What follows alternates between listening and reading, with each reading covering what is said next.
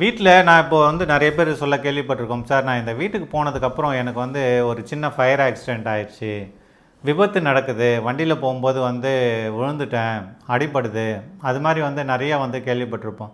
இல்லை எனக்கு இந்த வீட்டுக்கு போனதுக்கப்புறம் தான் இந்த நிகழ்வுகள் நடக்குதான்னா, கண்டிப்பாக அந்த வீடு மட்டுமே அங்கே வந்து காரணமாக இல்லைங்க. அங்கே வந்து நம்மளுடைய ஜாதகமும் வந்து அங்கே சேர்ந்து தான் வந்து பயணிக்கும். ஸோ நம்மளுக்கு அந்த ஜாதக அமைப்பு வந்து அந்த இடத்துல இருக்கும்போது தான் நம்மளுக்கு வந்து பார்த்திங்கன்னா தவறான ஒரு வாஸ்து உள்ள அமைப்புள்ள வீட்டுக்கே வந்து நம்மளை வந்து போக வைக்கும்.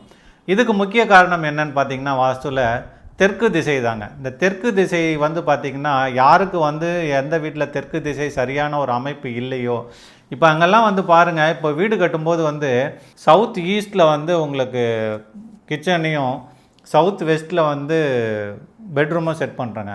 இன்பிட்வீன் வந்து பார்த்திங்கன்னா இந்த அட்டாச்சு டாய்லெட் பாத்ரூம் சொல்லிவிட்டு கரெக்டாக சவுத்தில் தான் வந்து டாய்லெட் பாத்ரூமே வந்து அமைப்பாங்க.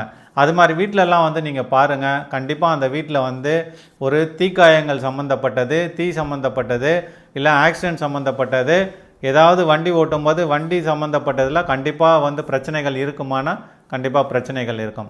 இதை தவிர்க்கிறதுக்கு நம்ம என்ன பண்ணணும்னா, கண்டிப்பாக அது முற்றிலும் தவறான வாஸ்து உள்ள அமைப்பை வந்து சரி பண்ணிவிட்டு, நம்ம ஜாதகப்படி நம்மளுக்கு வந்து என்ன இருக்குது, எந்த கிரகங்கள் நம்மளுக்கு இயக்குதுன்னு அக்ஷய லக்ன பദ്ധதியில் வந்து நம்ம பார்த்து தெரிஞ்சுட்டு அதற்குண்டான பரிகாரங்களை செஞ்சோம்னா நம்மளுக்கு இது வந்து ஓரளவுக்கு கட்டுக்குள்ளே வரும்.